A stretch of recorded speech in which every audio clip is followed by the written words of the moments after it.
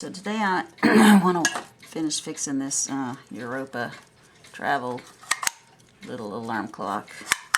I have taken the pins out of these holes that holds the back on. It just works like a little hinge. If you tap the pin out, you can take this back off. And then there's some tabs right down in here that you bend down to get the face out, and then 4 little screws takes the face off. And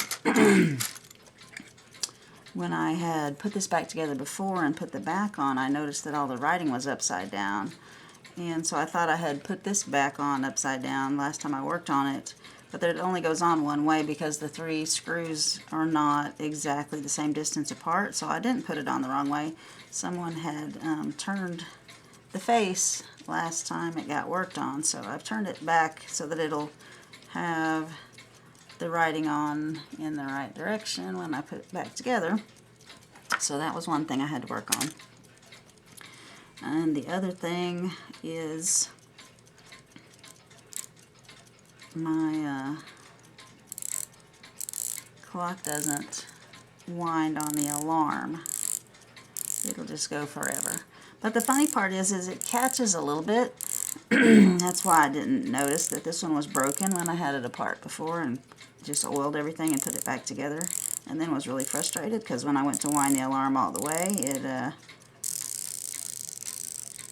it'll do a little bit, but it's not getting a full wind, and it never stops. It never gets to a point where it's like, oh, okay, I'm wound up all the way. So I feel like the spring is broken in there and catching on something. So today's project is take this apart and order a new spring.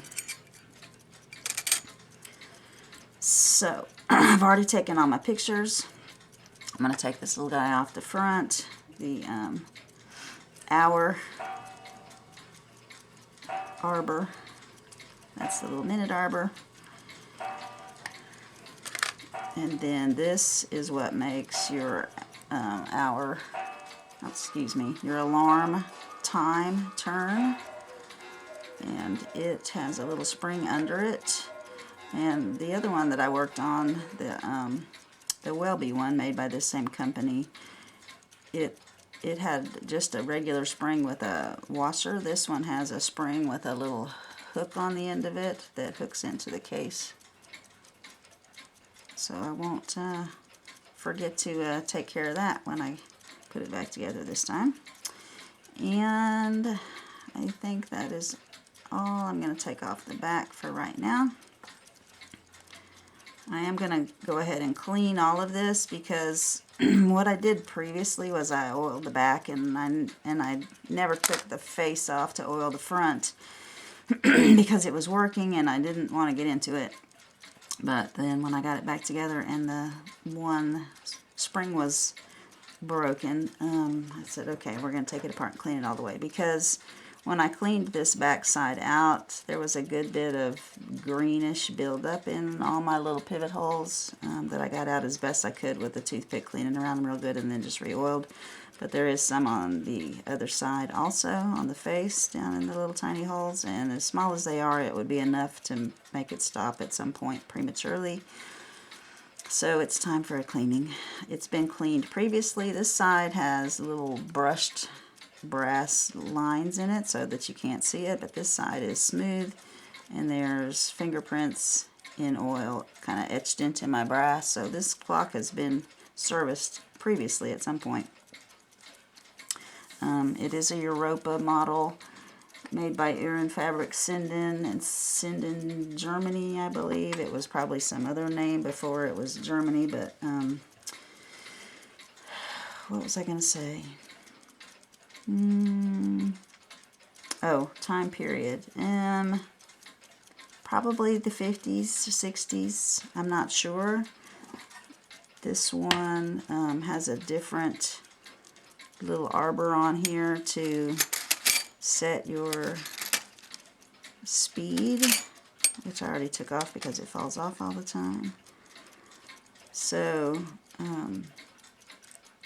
So whenever this little patented screw came out, it would give me a better date of the age of this clock, but I just know that it's cool and I like it. And so let's get it cleaned up. I'm going to take this little bridge off first. I let it wind down all the way. I probably should check my springs and make sure I've got all the power off before I take that off, or it's going to unwind really fast. So hang on, let me do that. So the alarm one was pretty easy. I could just reach in here and move this away, and there's nothing left on there.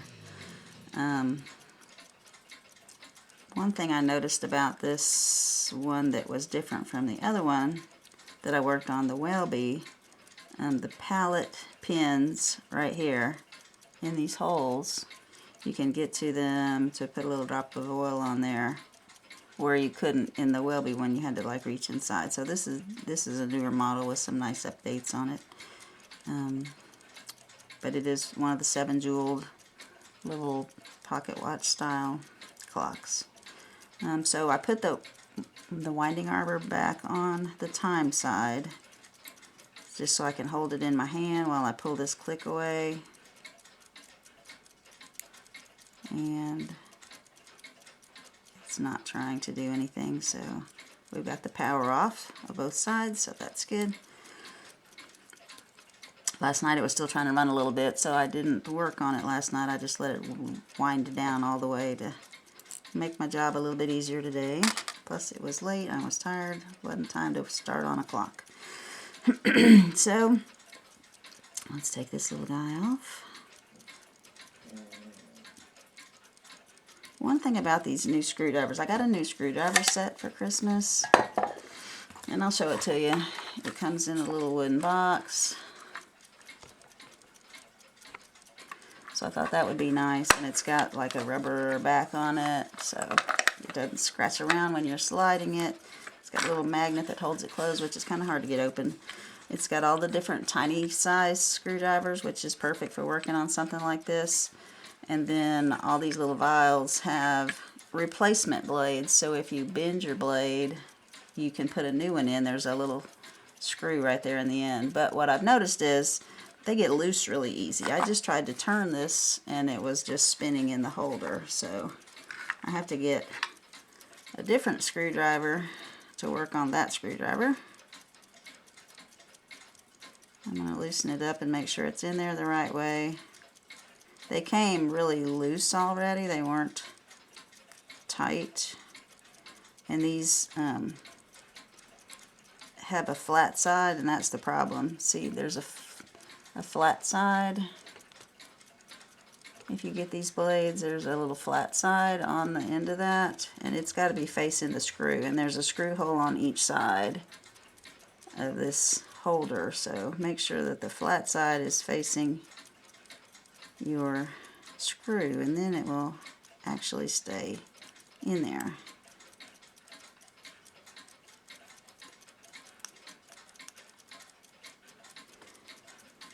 Okay,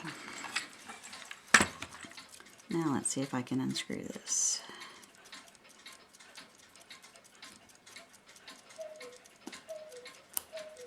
Pretty snug.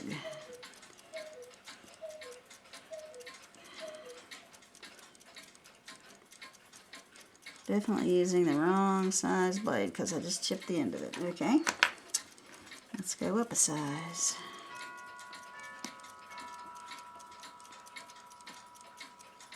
There we go.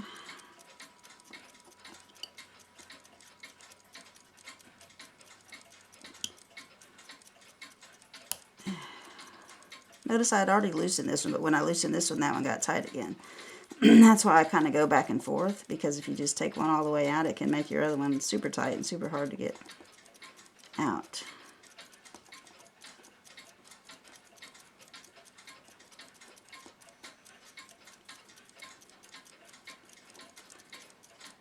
And I've got to get my little tweezers out to grab these screws. Hang on.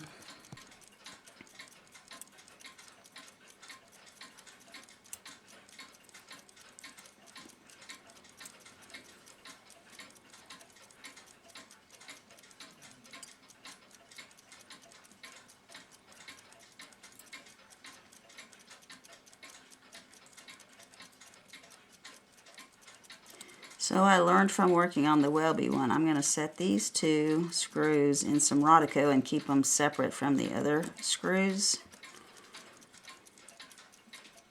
just in case there is some difference in them and these other four, because it's really hard to tell which one is different, and I had a problem with that, getting my bridge mounted back on the other one. I had a hard time finding the one screw that was different that seated everything. Alright, now I'm going to lift it up gently.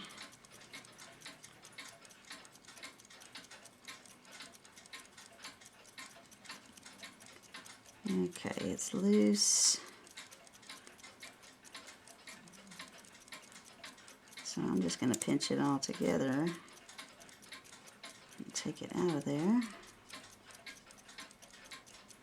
Because last time I dropped it. And there we go. And then I've got some Rodico. I'm just going to stick this on and set it down, and that will hold it for me, hopefully without destroying anything while I work on the rest of this.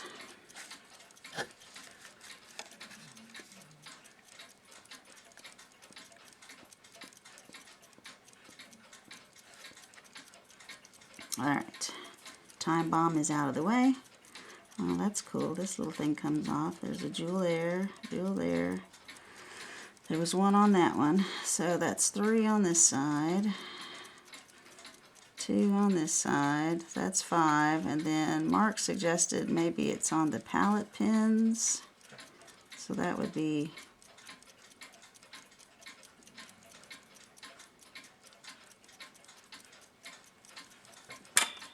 on here somewhere.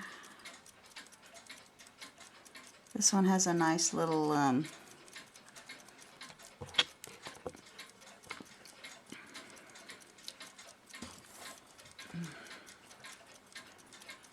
nice little system set up right there to keep this from going too far. It can only go side to side and hit these little side pins. So that's cool.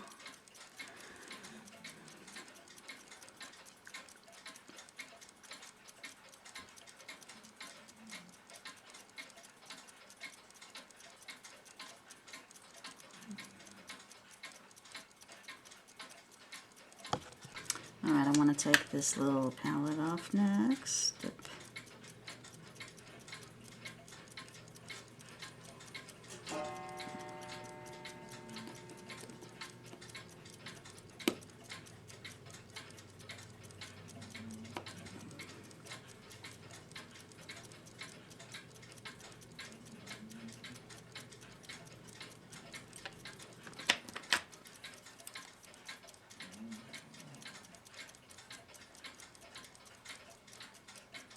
There we go. Got them both started.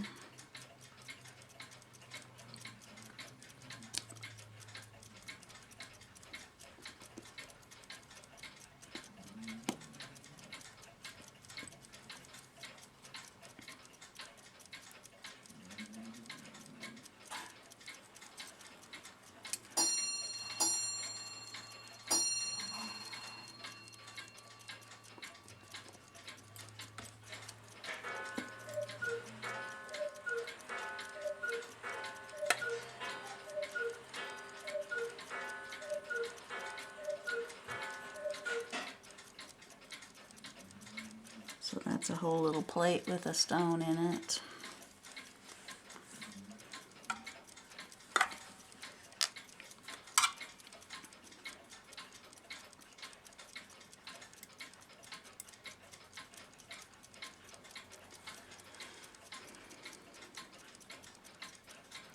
I just can't find the other two. I can find 5 jewels, but this is just a regular palette pins.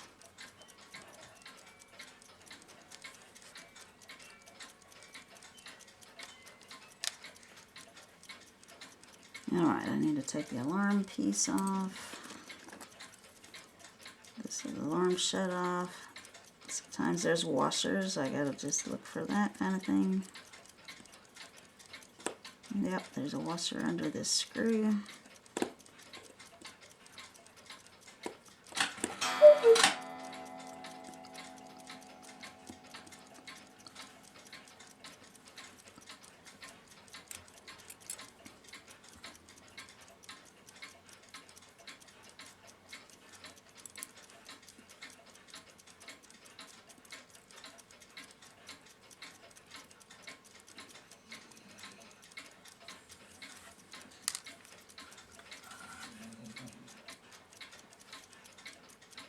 That screw's pretty grungy, rusty looking on the back. I've got my magnifier I'm working through, so that's kind of the glare that you might be having on the brass if you can't see super well. It's because I've got my light right on it so I can see. Alright, so now I think I am ready to take off the plate. 4 screws.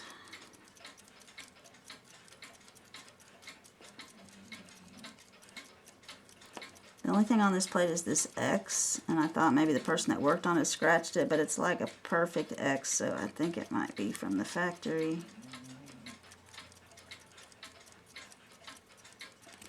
That one doesn't want to come loose. There we go.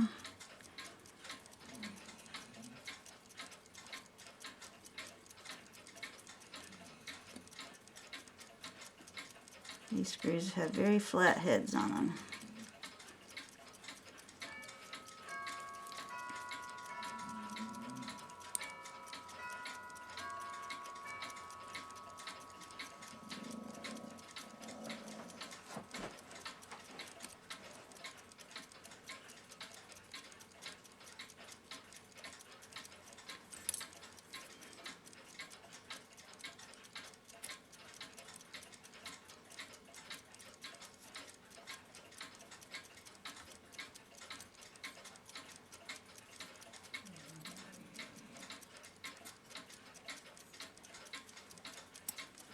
You don't want to come out either. You think you got them unscrewed all the way, and then they want to sit there.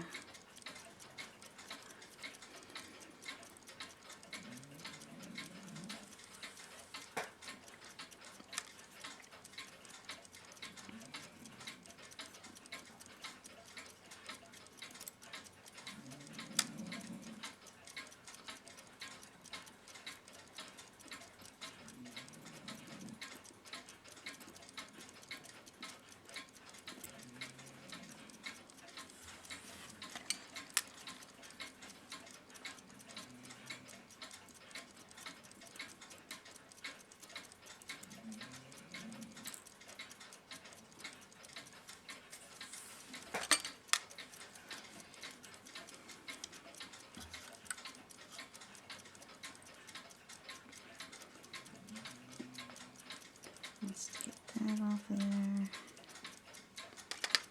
Make sure there's not a washer under that. I don't see one. Nothing wanting to fall off or be loose. I hate when I find parts later on my towel. I'm like, well, where did that come from? So if I take it over and shake it and nothing comes off, then maybe I won't find spare parts later.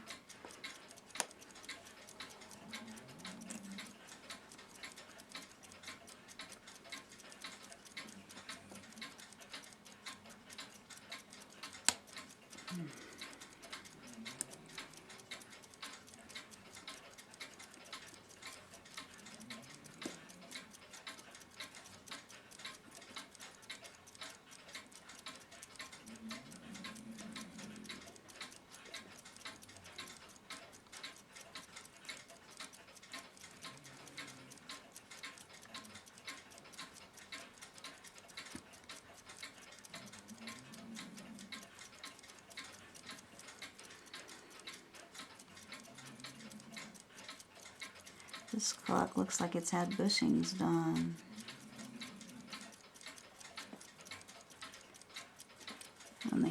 on the inside of the plate.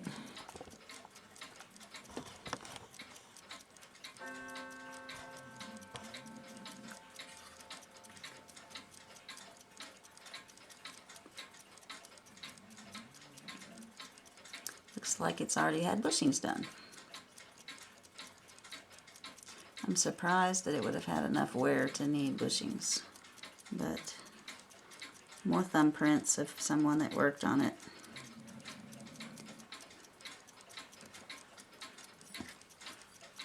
Alright, let me get a picture of my clock face, or my clock without the face on it. Alright, so this should be my alarm side, my time train.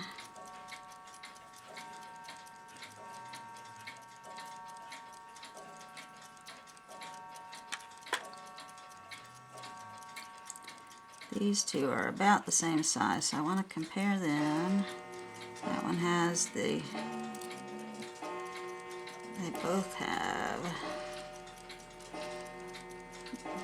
have the pinion gear on the top, but the one closer to the center has the longer stem at the bottom, so it just gets shorter as it goes around.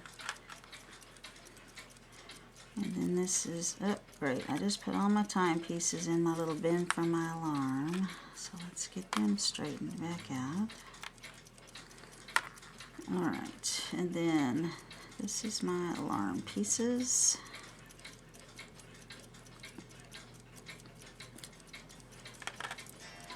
And because it's got that little spring on the back, when I opened it, my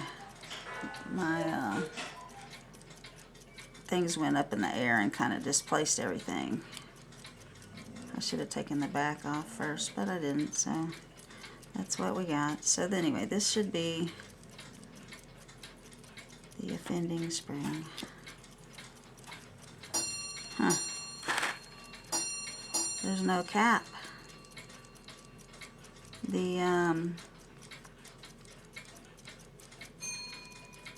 The base of this is the cap. That's pretty wild. Cool design, right? Like, yeah, you don't have to fight with any cap to get it off. Pretty nice. Makes oiling it hard, but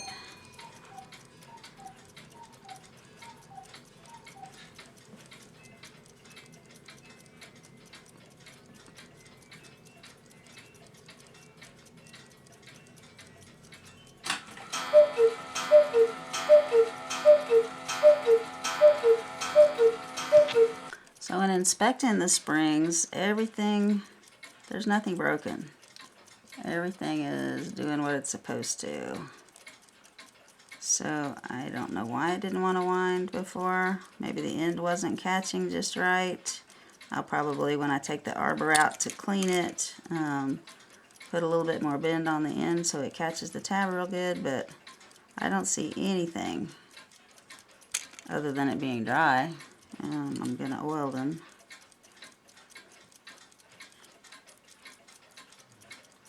But they both seem to be the original springs. They're matching, so I don't know. I don't know why it didn't want to wind.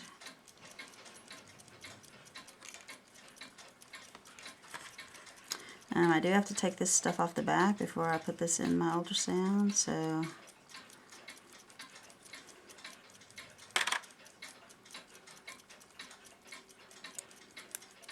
I am keeping all the parts separate, and I'll run them through twice, no biggie. Like I'll run the cycle twice. I'll run the time side through and then the strike side through, and while I'm toothbrushing and cleaning up the other one runs for 10 minutes and it's no big deal. So I took the 3 screws off of this plate, and this is why I say pay attention to your screws, because I figured they would all 3 be the same. They're not. So one is real short, the other 2 are longer. I compared it to the ones that go on the front side of the case. This one is different. That one is probably the same as what's on the other side of the case. So the one in the middle was short, these 2 were longer. And as I take this off, there's little spacers underneath there.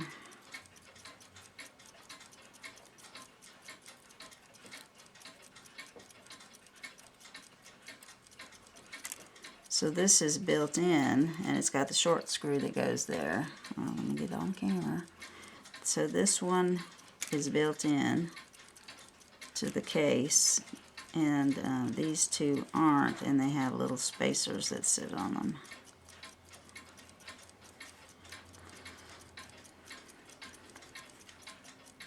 And this one has one screw. I can actually remove my... Oh, look, that click spring doesn't look like it's doing much, does it? Maybe that's why it doesn't want to whine. I think I found my problem. Maybe not. Depends on where the click goes. If the click goes down here, then the click spring is being activated by that little curly Q spring. So I'll have to look at my pictures to see, but it probably goes right there. Okay, well, I don't know. I don't know why it didn't want to wind.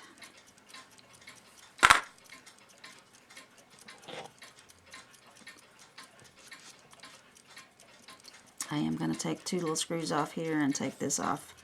And then this should come off, and that should be all I need to take off.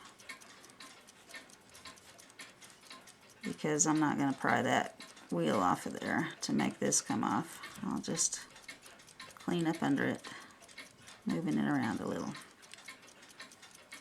But yeah, somebody paid to take this in and get new bushings put in. Even that one. So I took this off. It goes right there. Two very different screw sizes.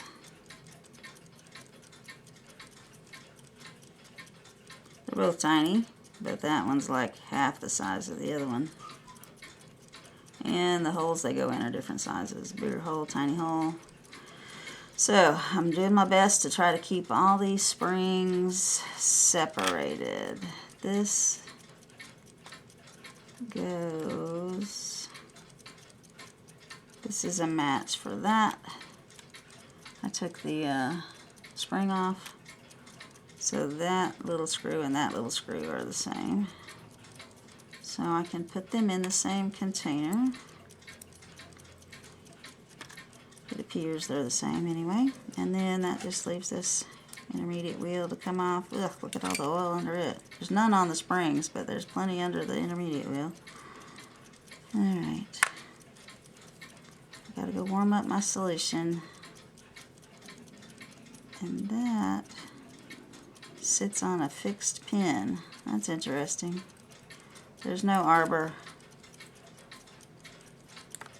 It doesn't, it's not got an arbor with a pivot hole. It's just got a pin that's mounted through the case that this sits on. That's pretty cool. Pretty cool design on this one. So I'm going to try to show you how you can find what size spring that you need. I typed in up here, and I know it's hard to read, pocket watch spring size chart. First thing that came up was a pocket watch database. So I went to that. And close the ad. Pocket watch database shows you this.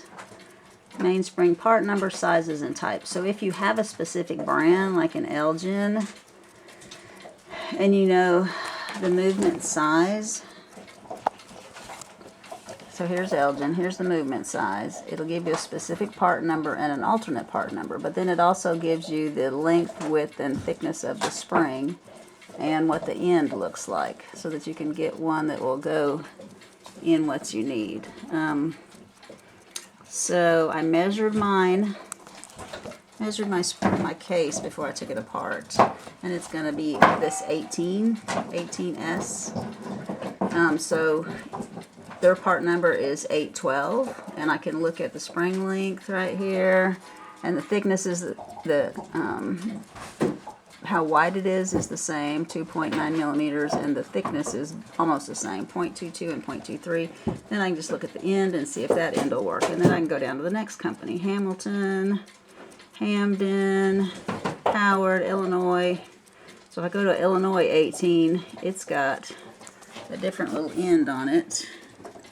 It's got this little bar thing, and that was what I got last time, and it worked fine. I don't have anything that these little holes can catch on. If I need to replace it, I need a little folded over piece. So this one with the little bar is folded over with the little bar in it, and I just stuck the little bar in the hole in the cap. But these don't have a hole in the cap, so I probably would just have to cut it off and fold it over to make a little piece on the end like I need. But it lets me know what part number to look for when you're doing an eBay search for vintage clock springs. Watch springs is what I looked for. Walton, all the different brands are in here. And this chart is pocket watch size chart. So it tells you if you measure your plate, and your plate is 12.7 millimeters, you need a 21 OS spring. So I go down here. Mine was 1.76 inches, so that's how I know I need an 18S spring. It has millimeters, inches, and fractions of inch, decimal inch, fraction of inch. So however you want to measure your face plate, that's how you find out what size spring you need. Pocket watch size chart. My solution is almost ready. It's 34 degrees. I like 35 for 10 minutes. I made a new batch of solution so that if I lost any little parts, I'd be able to see them down in there. It's nice and clear. If you use the Mr. Clean Lemon or whatever, it comes out pretty clear. You can see through it really well. I've got a little rinse bin set up. I've got this from a frozen dinner tray, one of those steamer trays. I saved it so that I can rinse, and bigger pieces won't go through the holes, but it'll catch in the little bottom tray there. And then I'll do all that over that so that nothing goes down the drain. And I'm going to be able to get it all in one batch because here's my 3 plates. I've got all of the little wheels in here and the little tiny pieces in here, like my fork with my pallet pins on it and different pieces like that. They're in this little tiny watch thing, and some tiny little screws are in there. And then I put all of the alarm side in this one, so I'm going to be able to get it all in. And I've kind of dunked this. I let it sit in there before the solution got warm for a few minutes, and it got off some of that haze that was on the back of this. So this is lacquered, and it's just the lacquer's gotten kind of hazy right through there. So a lot of it's come off, and it's starting to look shiny again. And so I will put it in and clean it for 10 minutes also, and that should finish getting the lacquer off. It's partially come off inside. Get the rest of it off outside, and then it should all look like this again, the shiny part. And while I'm at it, I'm going to clean my ring because, you know, that's what they do at the jewelry store. They put it in the ultrasound with the ammonia solution, and that's why it always looks so good. So while I'm cleaning everything.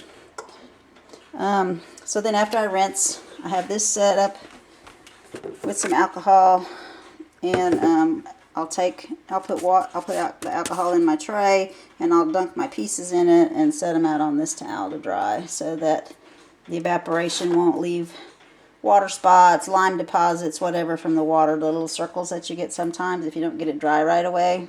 This will keep that from happening. But don't put your parts that have the synthetic rubies in the alcohol, because if they were glued in with the shellac stick, this will make your shellac dissolve and your ruby will come out. So don't rinse with the alcohol on the parts that have the synthetic rubies. Alright, we're up to 35. I filled my little basket with all my stuff. Dropping it in. Set the timer. And we'll see how they come out. I feel like everything came out good, the way I wanted it to. So I kept this is all my time stuff. This is all my alarm stuff. I did not clean springs. I just oiled it because they were clean. They were just dry. And yeah, so I'm going to go put the alarm side together and see if it's going to wind before I go any further. So I just put like 50 winds on here. It's still not winding all the way. This is all it does. It runs for about 3 seconds. I can hold it, wind it. It's winding a little bit, but that ran a little bit longer. I just don't understand why it's not winding up all the way.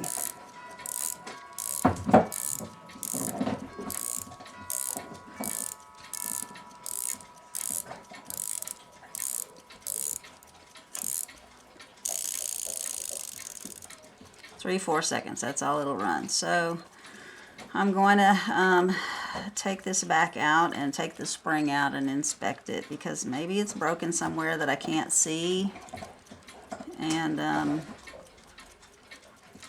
we'll go from there.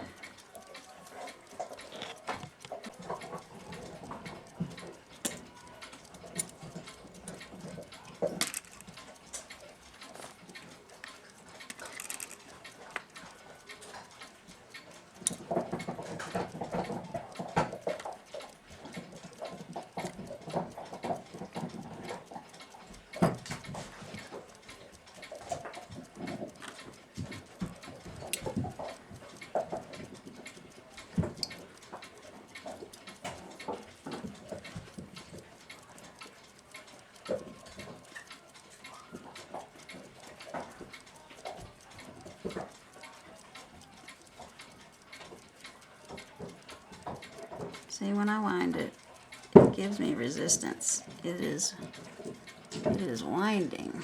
I don't understand why when it's in the clock it does not. Like, I can hold this here and turn and wind, and it's grabbing the arbor like it should. Everything is holding on, like, but maybe there's a break somewhere down in here, so I'm going to take this all out of here.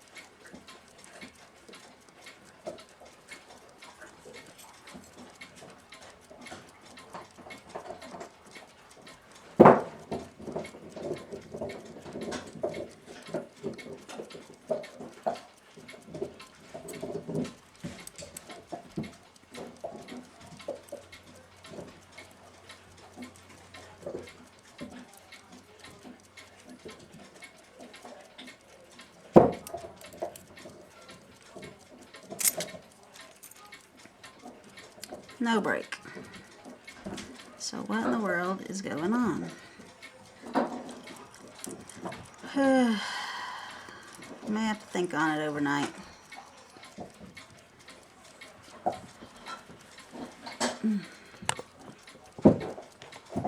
I didn't have to think on it overnight. I looked inside here to see what my tab was catching on. And where this little hole is, where there used to be a tab, there is nothing. That's why my spring is just sliding when I wind it and getting a little bit of wind to it, and runs for a couple seconds. It's just turning. The little tab is broken off that goes right there that holds the end of my spring. So how am I going to come up with a new little tab?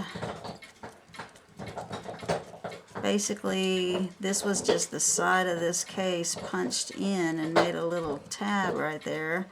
So I'm going to have to punch in a new piece and try not to distort the whole thing. Okay. This is new for me.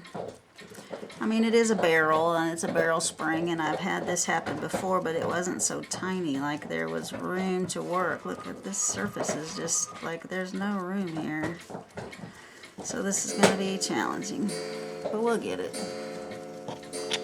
This is what it's supposed to look like.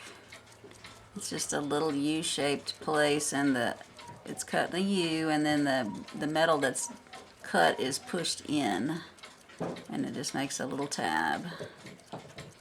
So So this one's holding well. It's just folded over into the spring, catches on that tab, and we got to do something like that.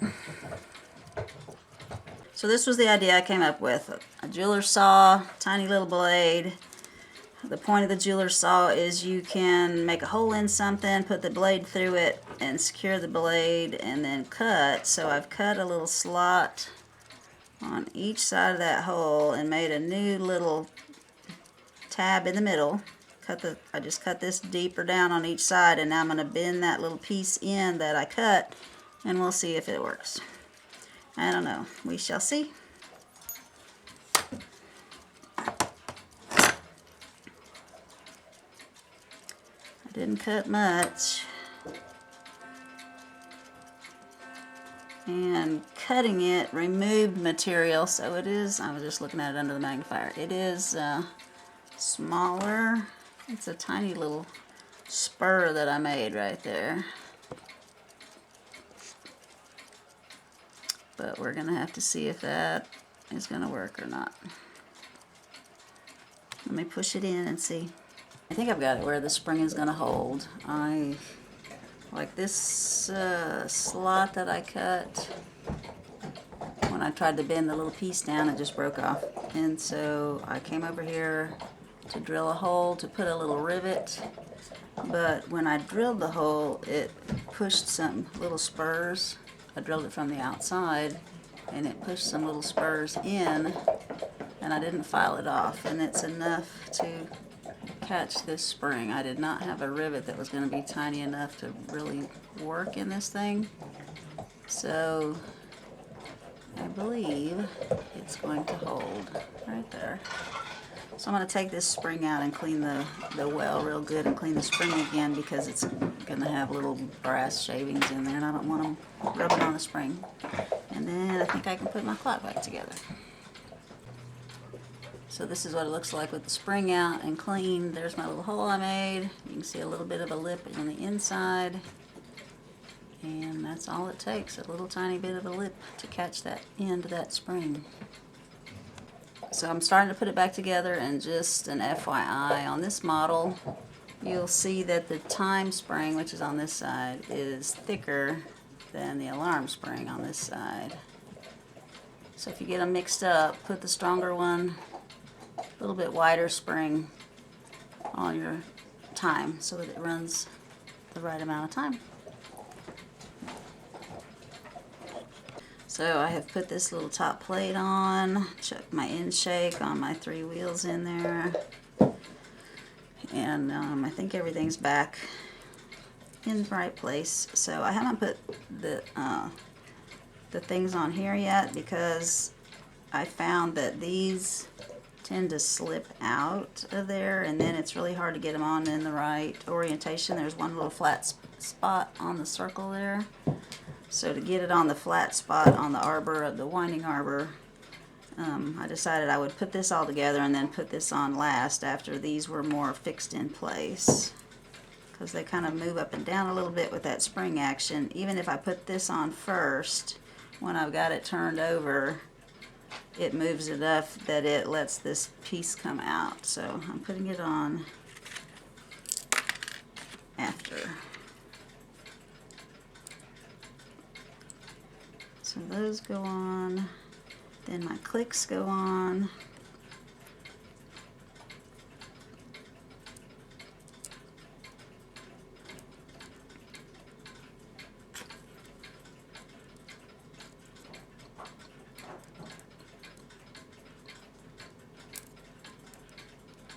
There's one, and one over here. Where does this click go? Right there. I don't have my towel down, which is not a good idea, because anything metal bounces on this wood and ends up on the floor. Alright, so that click is back on. So that one's not. This is a tricky little spring right here. It's very oddly shaped.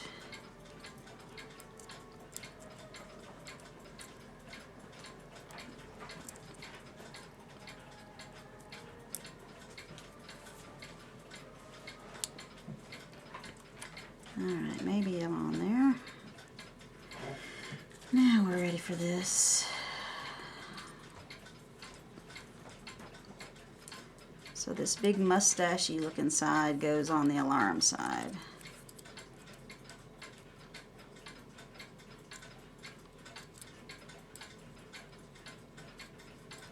Let's see, pivot holes, pivot holes. Alright, and then the tiny screw goes in the middle.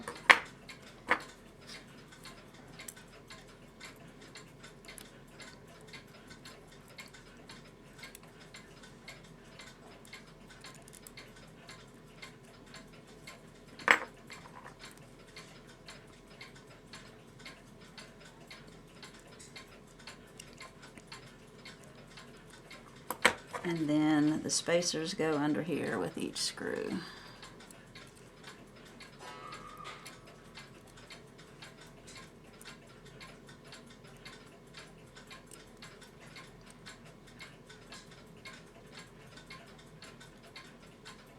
So I'm going to get these last two screws in, and one over here, and put the winding arbors on, and then we'll test that alarm side and see if it's working right. Everything is very tedious on this clock. It takes a lot of focusing in and concentration and my magnifying lens, so most of it I've had to do off camera because I don't have a camera set up to video microscopically very well.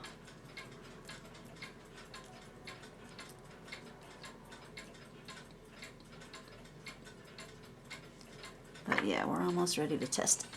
I'm only going to wind the alarm side. I'm not going to wind the time side because I've still got to put the fork and the balance wheel back in. So I'm going to hold a little alarm in because I don't have the alarm on-off button installed yet. Let's see if it'll wind up all the way.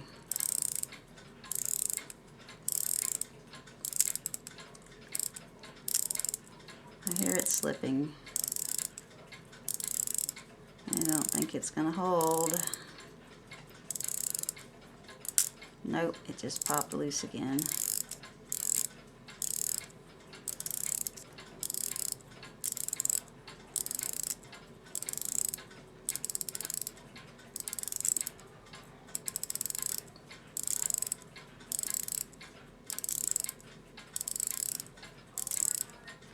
Yep, now it's just turning like it was before.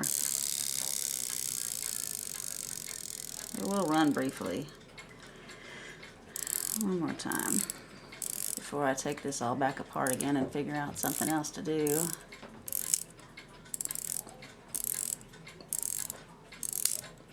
I hear it popping past my little catch.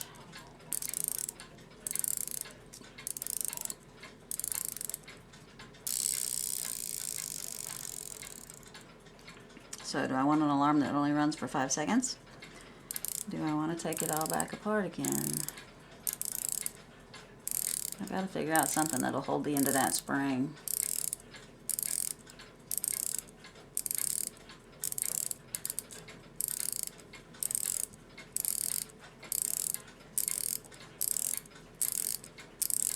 Yeah, now it's just freely turning past it. It's not trying to catch it all.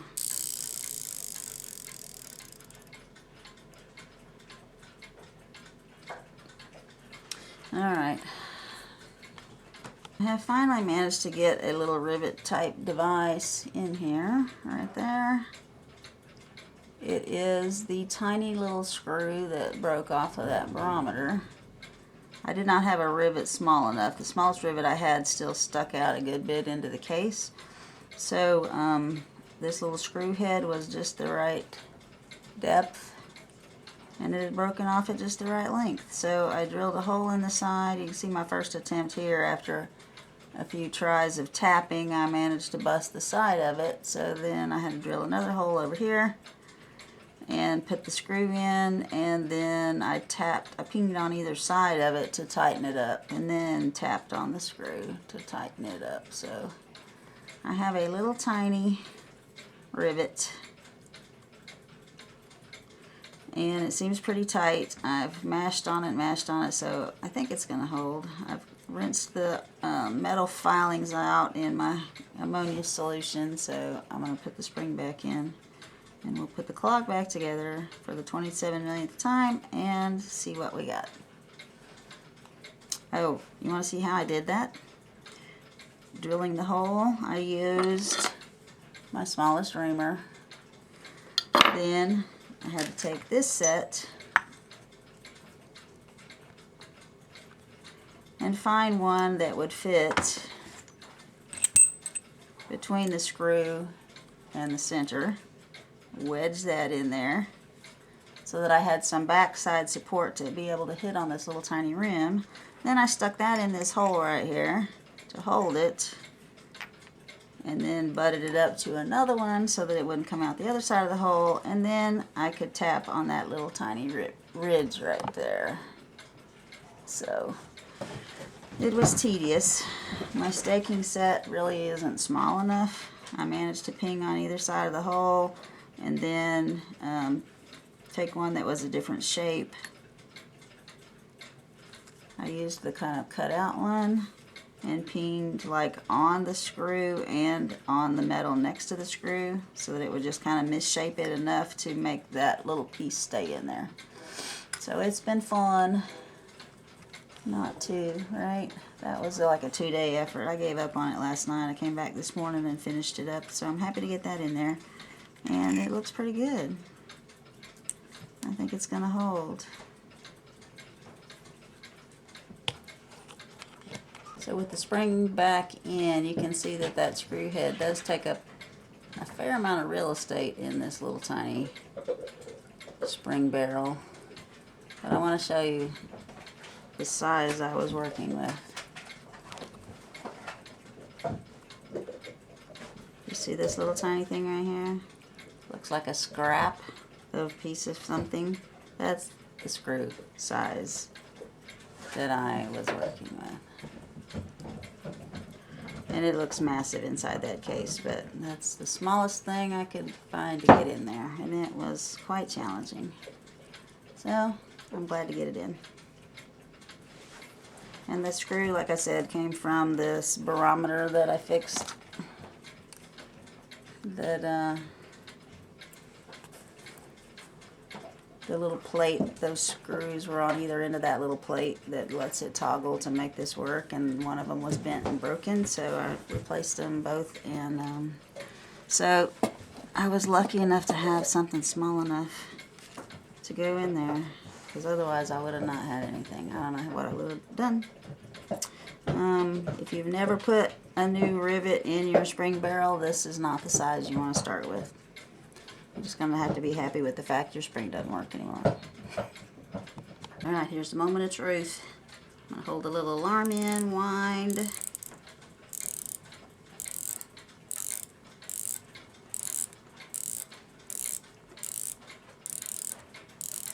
And it felt tight right there.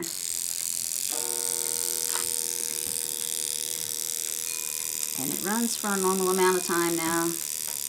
Yay! So my shut off is right there. It'll keep it from being able to go in and out. I don't know how. Somehow in there. Oh, it slips down into the little gear that goes back and forth. So this is kind of like a escapement for a time. The little gear in there has big teeth, and then the end of this alarm lever has two little prongs that go in and out of that tooth and make it turn as the spring turns, moves this in and out. But yay, it worked. If it didn't work, I wasn't going to fix it again. It was just going to be not working. So let me oil on my pivots and get the rest of these few little parts on. I got a few there and a few that go on the front, including the really important stuff.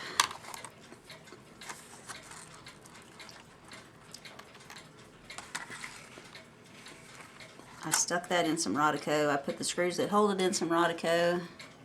And then these other two little tiny screws are what goes in this little ruby holder for the fork.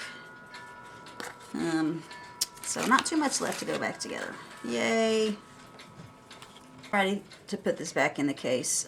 This minute hand would continue to get loose when the alarm popped up and bumped it up a little bit. So I did end up taking it off and laying it flat and tapping on the back side, kind of closing the hole up a little bit, because the little post that it's on is slightly tapered, so when I pushed it down too far to start with, it opened the hole up too big, so that was why the hand was wanting to fall off. And I think I've got them lined up about as good as I'm going to get them.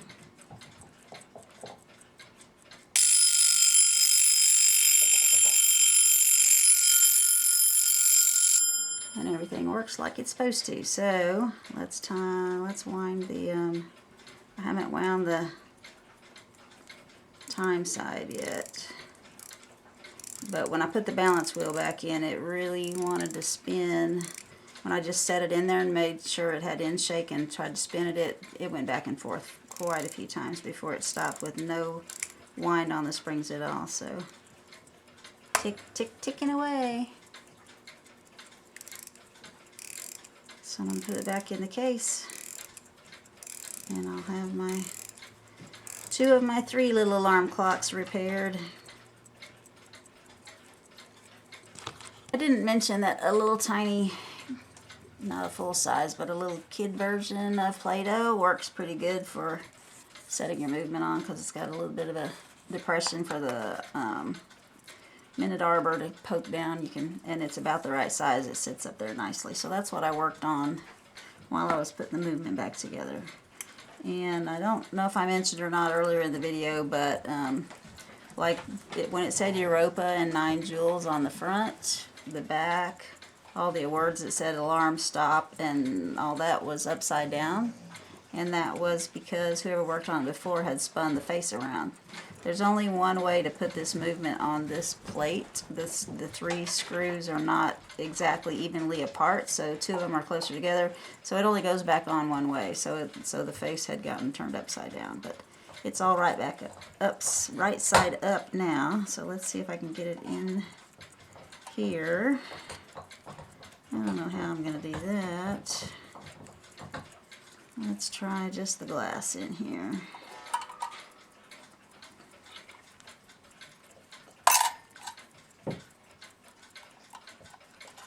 Alright, that kind of got it down in there.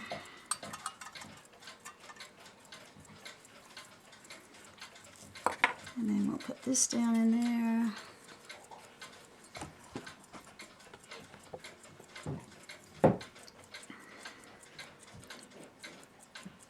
Nope, I can't put that back down in there yet. This has to go on the back first.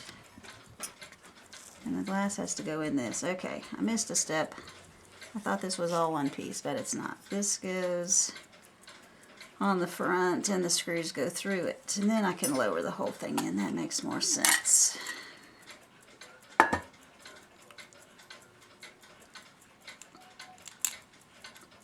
Alright, so the glass goes in that. This goes on this. And then there are 4 very teeny tiny little screws to go in these corners.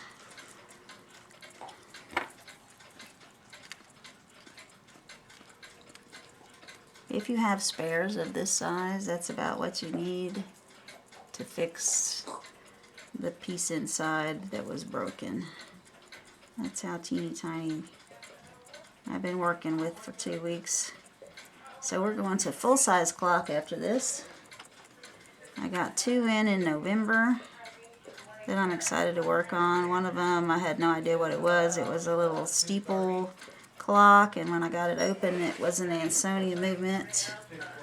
And the other one was a drop octagon clock, and it had no maker's thingy either in the description. So I just took a chance, hoping I would maybe get a good one. And it's some kind of Asian or Korean one, but anyway, it'll still be interesting to work on. And then I don't know after that. After that, I need to work on some barometers. I've got quite a collection of them. I'm going to open up. I've got 7 right here. German barometers from like 1930 to 1990, and then there's 3 more interesting ones coming in the mail. So yeah, I'm going to have 10 of those little barometers. But they're all a little bit different, and I'm going to take them apart, take the faces off, and describe the different, like the different, so you can date your barometer if you have one. Because I saw one listed for sale that said it was from 1940s, and there's no way. Like, they totally changed the style. It was from 1990s, but they had no idea. So I'm going to make a video comparing all the different barometer movements and needles and woods used, and that way people that have those, because they were pretty common for about 60 or 70 years, everybody had one, it seems like. So I'm gonna make a video dating those so people can kind of know what they've got and know what to look for if you're looking for some older ones, because I have found the secret to how to find the really old ones. So I'll pass that on because I don't need to buy any more if I've got 10 of them already.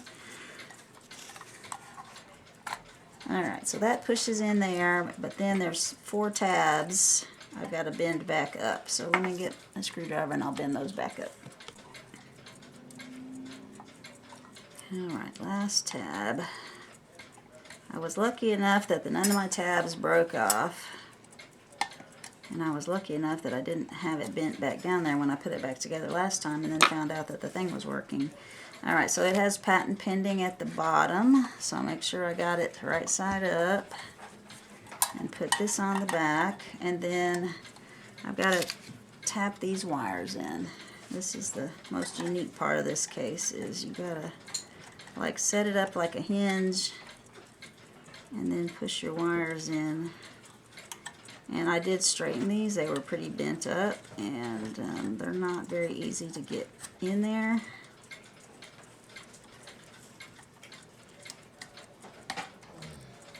But there's one. And then you got to just kind of finagle the other one through.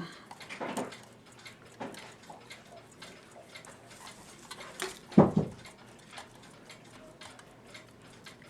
try to get it lined up where it'll go into that next hole, but it's not real easy to do. Alright, so we got that far.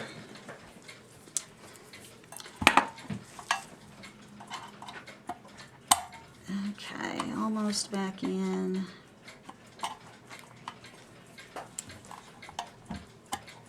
That one's in.